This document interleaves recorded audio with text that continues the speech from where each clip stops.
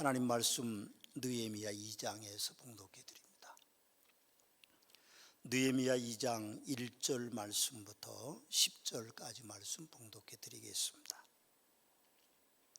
아닥사스 왕 제20년 니산월에 왕 앞에 포도주가 있기로 내가 그 포도주를 왕에게 드렸는데 이전에는 내가 왕 앞에서 수심이 없었더니 왕이 내게 이르시되 내가 병이 없거늘 어찌하여 얼굴에 수심이 있느냐 이는 필연 내 마음에 근심이 있음이로다 하더라. 그때 내가 크게 두려워하여 왕께 대답하되 왕은 만세수하옵소서. 내 조상들의 묘실이 있는 성읍이 이제까지 황폐하고 성문이 불타싸우니 내가 어찌 얼굴에 수심이 없사오리까 하니 왕이 내게 이르시되 그러면 내가 무엇을 원하느냐 하시기로 내가 곧 하늘의 하나님께 묵도하고 왕에게 아뢰되 왕이 만일 좋게 여기시고 종이 왕의 목전에서 은혜를 얻어싸오면 날 유다 땅 나의 조상들의 묘실이 있는 성읍에 보내어 그 성을 건축하게 하옵소서 하였는데 그때 왕후도 왕 곁에 앉아 있더라. 왕이 내게 이르시되 내가 몇 날에 다녀올 길이며 어느 때에 돌아오겠느냐 하고 왕이 나를 보내기를 좋게 여기시기로 내가 기한을 정하고 내가 또 왕에게 아뢰되 왕이 만일 좋게 여기시거든 강 서쪽 총독들에게 내리시는 조서를 내게 주사 그들이 나를 용납하여 유다에 들어가기까지 통과하게 하시고 또 왕의 살림감독 아삽에게 조서를 내리사 그가 성전에 속한 영문의 문과 성곽과 내가 들어갈 집을 위하여 들보로 쓸 제목을 내게 주게 하옵소서 하며 내 하나님의 선한 손이 나를 도우심으로 왕이 허락하고 군대 장관과 마병을 보내어 나와 함께 있게 하시기로 내가 강 서쪽에 있는 총독들에게 이르러 왕의 조서를 전하였더니 호른 사람 산발랏과 종이었던 암몬 사람 도비야가 이스라엘 자손을 흥왕하게 하려는 사람이 왔다 함을 듣고 심히 근심하더라. 아멘.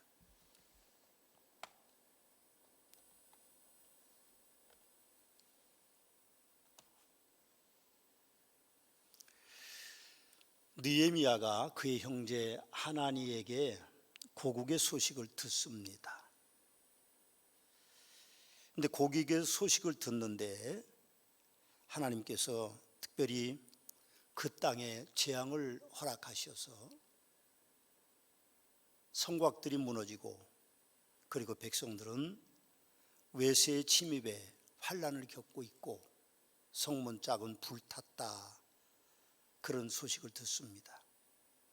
느헤미야는 앉아서 울고 수일 동안 슬퍼하며 하나님께 금식하고 기도하면서 민족 재건의 비전을 꿈꾸고 있습니다. 1장 9절 말씀에 보면 만일 내게로 돌아와 내 계명을 지켜 행하면 너희 쫓긴 자가 하늘 끝에 있을지라도 내가 거기서부터 그들을 모아 내 이름을 두려고 택한 곳에 돌아오게 하리라는 하나님의 약속을 믿고 있었습니다. 결국 그의 믿음과 그의 결단은 왕의 승낙을 얻게 되고 그 은혜를 느헤미야는 하나님께 영광을 돌리면서 내 하나님의 선한 손이 나를 도우셨다라고 찬양하고 있는 것을 우리는 볼 수 있습니다. 우리도 하나님의 선한 손을 얻기 위해서 느헤미야와 같이 기도하는 백성들이 돼야만 됩니다. 4절 말씀에 보면 왕이 이르시되 그러면 내가 무엇을 원하느냐 하시기로 내가 곧 하늘의 하나님께 묵도하고 그렇게 표현하고 있습니다. 하늘의 하나님께 묵도했다고 하는 말은 하나님 앞에 기도했다는 표현일 것이고 더 나가서 보면 감사하면서 기도했다는 표현으로 볼 수 있습니다. 느헤미야는 이미 1장 4절에서 이제 울고 그리고 슬퍼하며 하늘의 하나님 앞에 금식하며 기도하고 있었습니다. 예수님은 귀신 들린 아들의 아버지를 향하여 믿는 자에게는 능치 못할 일이 없느니라 하시면서 아버지의 간구를 요구하고 계셨습니다. 그 아버지는 예수님께 간구했습니다. 기도한 것이죠. 결국 그 결과로 그 아들에게서 귀신이 떠나가는 축복이 그의 가문에 왔던 것을 우리는 봅니다. 우리가 힘들게 시작하는 새해는 능치 못할 것 같은 날들이 많은 해일 것입니다. 그러나 우리는 울고 슬퍼하며 금식하며 기도함으로 승리할 것입니다. 빌립보서 4장 6절과 7절 말씀에는 아무것도 염려하지 말고 다만 모든 일에 기도와 간구로 너희 구할 것을 감사함으로 하나님께 아뢰라. 그리하면 모든 지각에 뛰어난 하나님의 평강이 그리스도 예수 안에서 너희 마음과 생각을 지키시리라. 그렇게 말씀하셨습니다. 하나님께서 지켜주시는데 우리에게 능치 못할 일이 어디 있겠습니까? 우리는 기도하면서 시작하는 새해가 돼야 될 것입니다. 또 우리가 하나님의 선한 손의 은총을 입기 위해서는 충실하게 살아야 됩니다. 2절 말씀을 보면 왕이 내게 이르시되 내게 병이 없건 어찌하여 얼굴에 수심이 있느냐 이는 필연 내 마음에 근심이 있음이로다 하더라. 그때 내가 크게 두려워하여 그렇게 말씀하고 있습니다. 여러분, 이 느헤미야는 포로로 잡혀간 백성이었습니다. 포로의 후손이 왕의 심을 받는 일은 어려운 일인데도 불구하고 그가 충실하게 살아왔기 때문에 왕의 이제 높은 대신의 자리에 올랐습니다. 아마도 엄청난 노력이 있었을 겁니다. 그런데 오늘 그에게서 근심을 왕이 발견하고 있습니다. 아마도 그는 그 표정을 숨기기 위해 무던히 애를 썼을 것입니다. 만일 왕 앞에 근심스러운 얼굴을 가지고 있다고 하면 왕은 의심하게 될 것이고 어쩌면 왕은 그를 처형할지도 모릅니다. 아니죠. 처형장에 가기도 전에 그를 호위하는 무사들이 그를 찌르고 말았을 것입니다. 그래서 그는 크게 두려워했다고 표현하고 있는지도 모르겠습니다.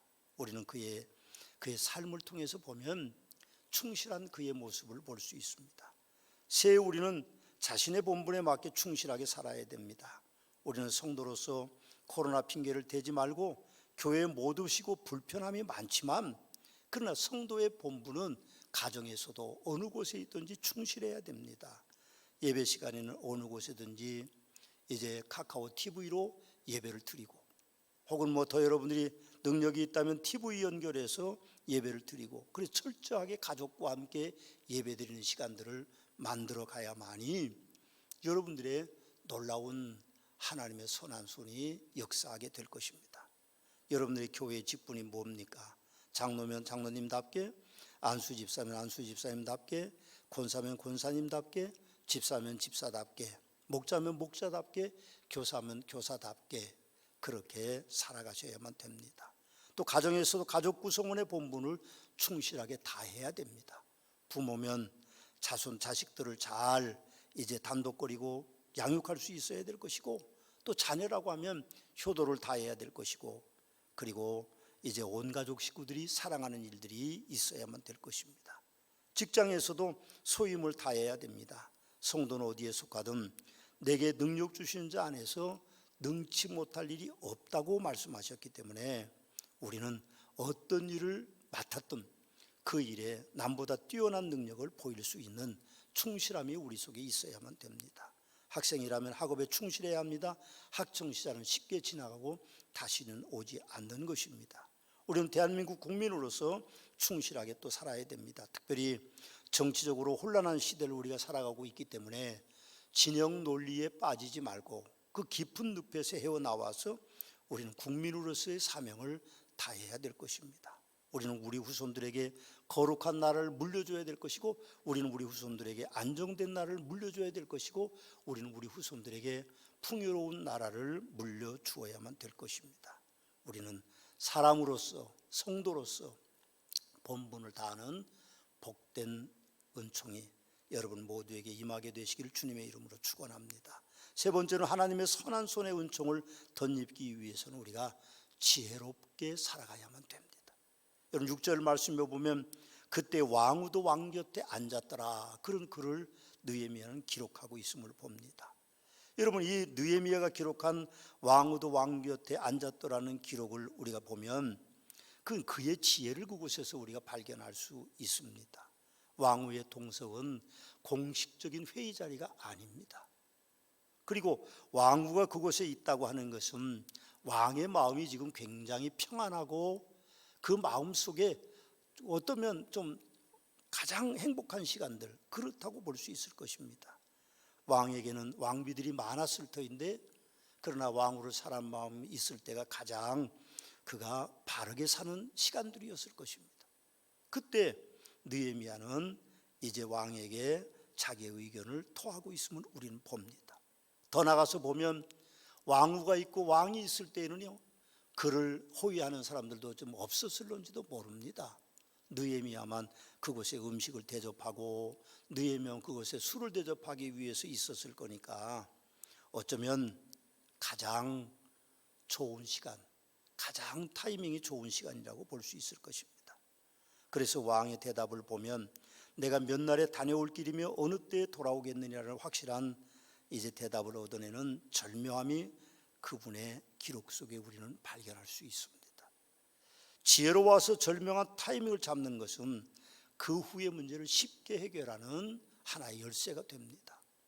느헤미야의 그 이후의 문제 해결을 우리가 함께 보면 7절과 8절에 보면 왕이 만일 좋게 여기시거든 총독에게 조서를 내려주셔서 나를 용납하게 하고 유다에 들어가게 통과하게 하시고 또 살림 감독 아삽에게 조서를 내려 그가 성전에 속한 영문의 문과 성곽과 내가 들어갈 집을 들보로스를 제목을 내게 주게 하소서 하고 그렇게 부탁하고 있음을 봅니다.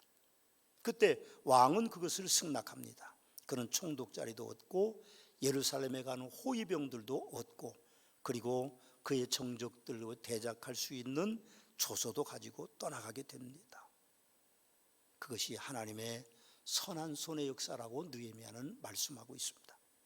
여러분, 우리는 잠언 2장 20절과 21절 말씀에 보면 지혜가 너를 선한 길로 행하시게 하며 또 의인의 길을 지키게 하리니 대저 정직한 자는 땅에 거하며 완전한 자는 땅에 남아 있으리라는 말씀이 이루어지고 있는 것을 우리는 봅니다.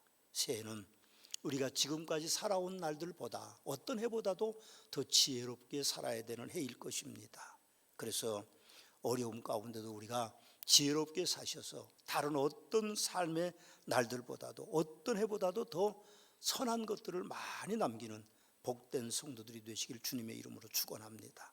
네 번째로 하나님의 선한 손을 얻기 위해서 우리는 하나님의 은혜에 감사하면서 살아야 됩니다. 8절 말씀해 보면 내가 하나님의 선한 손이 나를 도움으로 왕이 허락하고 그렇게 기록하고 있습니다. 형제 하나님의 정보도 중요했습니다. 울며 슬퍼 금식기도하는 기도의 결단도 중요했고 왕을 설득하는 느헤미야의 그 지혜도 대단했지만 우리는 느헤미야의 내 하나님의 선한 손이 나를 도우심으로 왕이 허락하고로 표현하는 그분의 마음을 읽을 수 있어야 됩니다. 그렇습니다. 결국 왕을 움직일 수 있는 유일한 존재는 하나님뿐입니다. 하나님이 그 왕을 조정하신 것이죠. 그 마음을 움직이신 것이죠. 그 왕의 마음이 선한 곳으로 갈 수 있도록 돕는 분은 하나님이셨다고 고백하고 있는 것입니다. 지난 주일의 말씀에 우리는 우선순위를 지켜야 한다는 말씀을 드렸습니다. 손자가 엎어져 코가 깨지는 것은 할머니가 하나님 감사합니다, 눈이 안 빠지고 코만 깨져서요, 그렇게 말하는 감사의 기도를 기억하셔야 합니다. 사실 느헤미야의 비전은 이제 시작일 뿐입니다. 시작부터 기본을 잊고 갈 수는 없는 것입니다.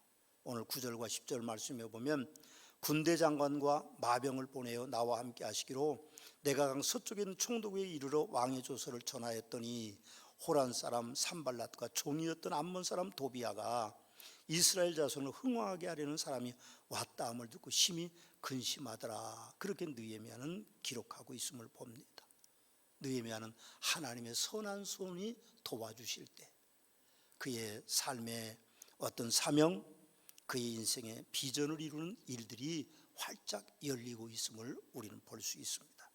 올로 장로님 한 분이 필리핀 서문화 초등학교 밴드에 올리신 어느 형제의 간증입니다.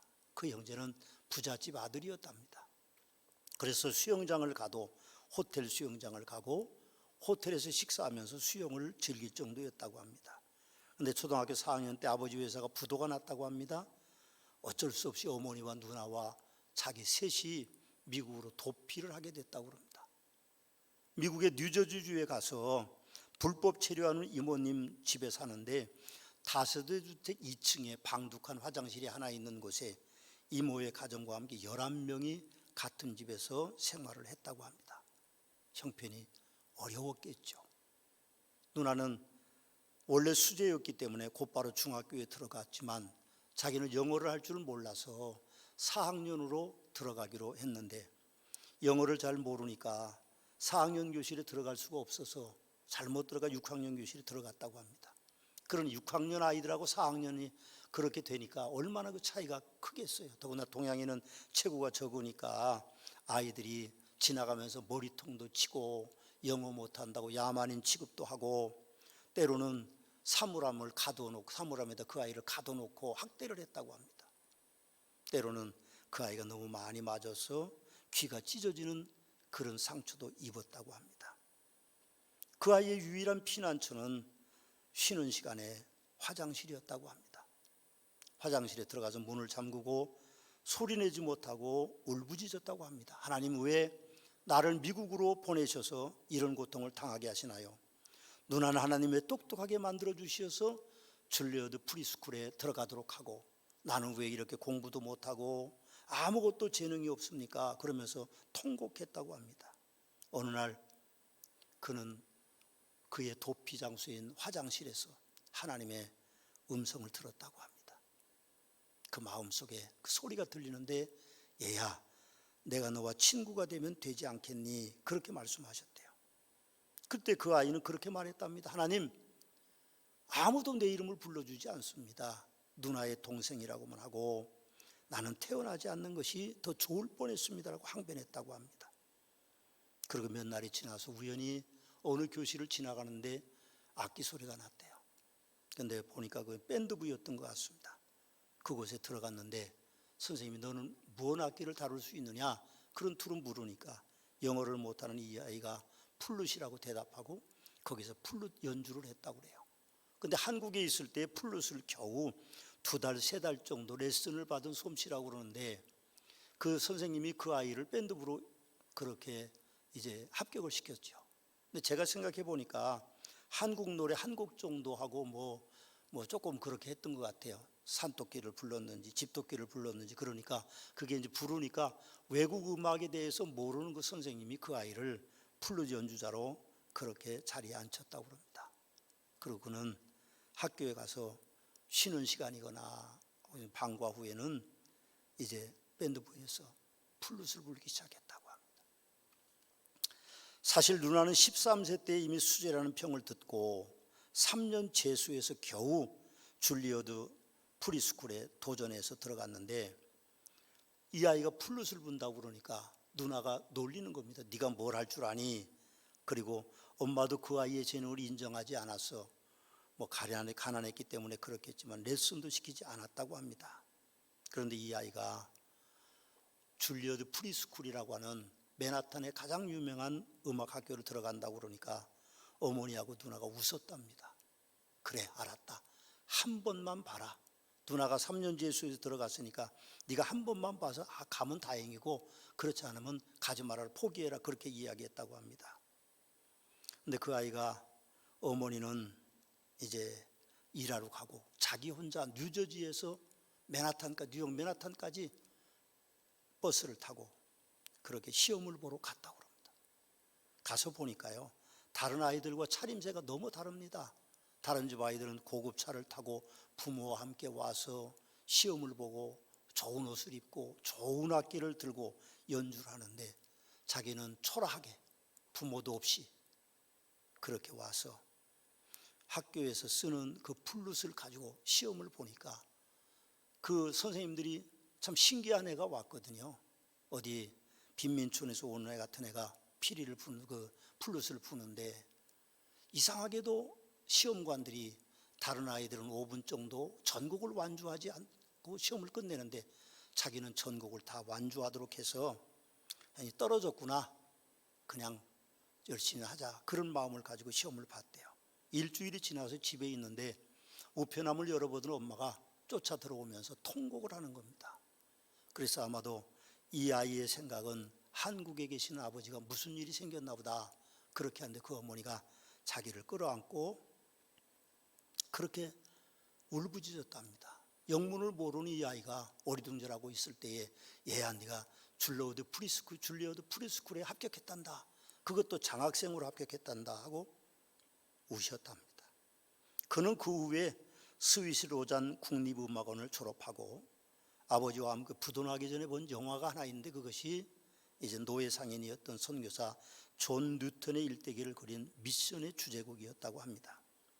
그러면서 그는 어렸을 때 이미 영화 음악을 하겠다고 마음을 꿈꾸었었는데 그 꿈대로 그는 한국에 들어와서 허준이라는 드라마의 주제곡을 작곡하고 연주했고 이산이라는 그 드라마의 주제곡을 작곡하고 연주했고 동이라고 하는 주제곡을 작곡하고 연주했다고 합니다.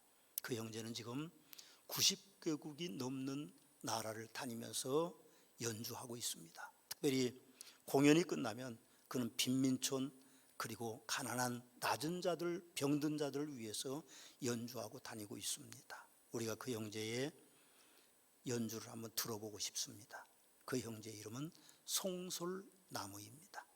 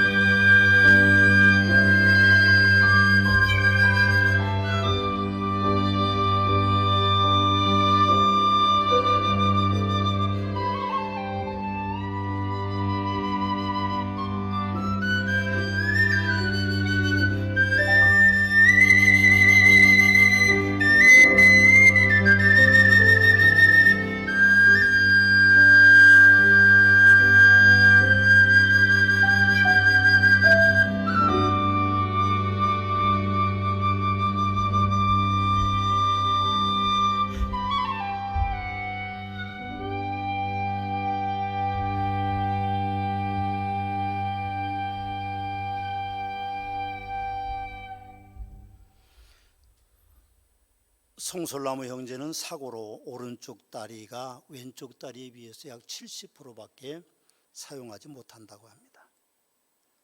그의 폐는 천식을 앓았기 때문에 64%밖에 사용하지 못해서 약을 먹음으로 말미암아 우울증, 불면증, 공황장애를 앓고 있었다고 합니다. 그가 악기를 3번이나 도둑 맞았을 때 하나님을 원망하게 되고 세상 음악에 빠져 살기도 했었답니다. 그러던 어느 날 아는 형과 함께 교회를 가게 됐는데 그 교회의 목사님이 하나님께 돌아오고 싶은 사람 지금 일어서십시오, 그렇게 초청 기도를 했을 때에 자기는 꿈쩍 안고 앉아 있는데 같이 간 형이 옆구리를 치면서 너 보고 하는 소리다, 일어나라고 그랬을 때 저는 일어나지 않았답니다. 그런데 목사님이 조금 있다가 지금 하나님께로 돌아와야 될 사람이 한 사람이 있다고 그럽니다. 그러는 말에 그가 하나님 앞에 이제 다시 나아갈 수밖에 없었답니다. 그때 하나님이 나무야, 내가 스위스에서 도둑 맞은 것이 무엇이냐, 하나님이 아니더냐 하면서 그를 책망했다고 합니다. 아니죠. 그 책망은 오히려 그를 부르는 소리였겠죠. 그는 다시 하나님께 돌아와서 첫사랑을 회복하고 그는 지금 훌륭한 연주자로 일하고 있습니다. 믿지 않는 사람들은요, 예수 믿는 우리가 모든 일을 하나님의 뜻으로 돌리는 것을 이상하게 생각합니다. 합리적이 아니라고 생각하죠. 광신도적이라고 생각할 것입니다. 그러나 교회에 다니는 할머니가 손주가 길을 걷다가 넘어져 코가 깨지니까 할머니가 하나님 감사합니다, 우리 손주 눈 다치지 않고 코만 깨져서 정말 감사합니다는 이 묘한 사건을 이해할 수는 없을 것입니다. 그러나 우리는 그럴 수밖에 없습니다. 살면서 기적적인 일들을 많이 체험하고 살기 때문이죠. 예수님 믿지 않는 사람은 절대로 알 수 없는 것이 하나님과 예수 믿는 사람과의 관계입니다. 느헤미야도 그랬습니다. 왕이 다시 돌아온다는 조건은 있었지만 8절에 보면 그가 얼마나 융숭한 대접을 왕으로부터 받는지 모릅니다. 그래서 그는 하나님 앞에 하나님의 선한 손이 나를 도우셨다라고 고백하고 있는 것입니다. 우리가 주목해야 될 내용은 느헤미야가 앉아서 울고 수일 동안 슬퍼하며 금식하며 기도하며가 아닙니다. 타이밍을 찾는 지혜도 아니죠. 왕의 허락도 아닙니다. 우리가 주목해야 될 내용은 하나님이 선한 손으로 나를 도우셨다고 하는 그런 하나님 앞에 신앙의 고백입니다. 여러분, 우리 인생도 하나님의 선한 손이 나를 도우심으로 우리가 감사하고 찬양하는 인생이 되어야 될 것입니다. 여러분, 우리가 가진 것이 많다고 애통해서 운다고 결단하고 금식한다고 애처롭게 기도한다고 유력한 후원자가 있다고 나를 도와준다고 내 인생이 성공하는 것이 절대로 아닙니다. 내 인생의 성공은 오직 하나님의 선한 손이십니다. 그분이 여러분들을 돕는 복된 한 해가 되시기를 주 예수 그리스도의 이름으로 축원합니다.